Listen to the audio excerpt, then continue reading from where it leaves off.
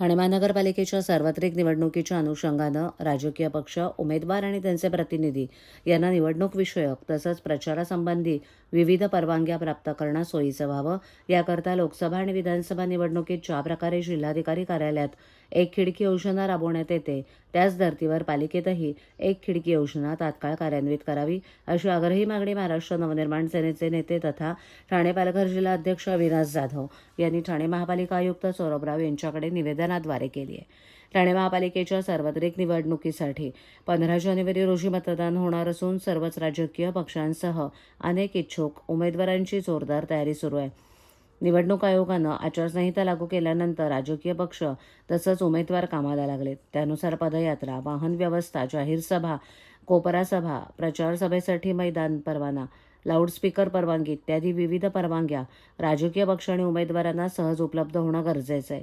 अत्यंत तोकड्या वेळात अनेक गोष्टी जमवायच्या असतात, त्यामुळे उमेदवार अक्षरशः मेटाकुटीला येतात।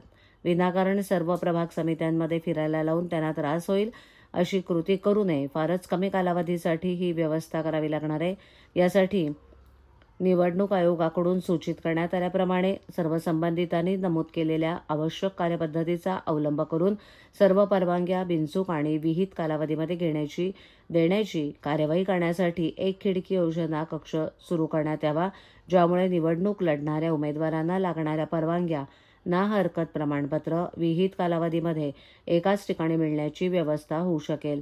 प्रशासनानं इंग्रजकालीन कार्यपद्धतीचा त्याग करून उमेदवारांना सोयीचं होईल अशा पद्धतीचा अवलंब करावा अशी अपेक्षा मनसेनं व्यक्त केली आहे।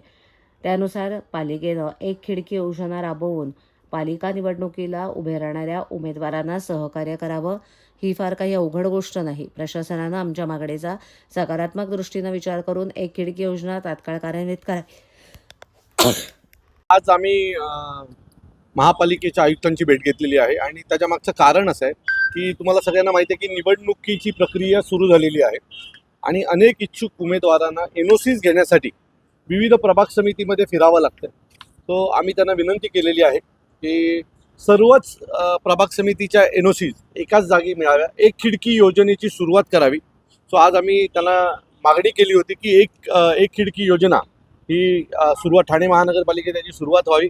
आयुक्तांनी तात्काळ त्या गोष्टीला मान्यता दिली आणि उद्यापासून ठाण्यातल्या जेवढ्या इच्छुक उमेदवारांना लागणाऱ्या परवानग्या आहेत त्या एकाच जागी मिळतील, त्याची घोषणा ते आज संध्याकाळपर्यंत करतील।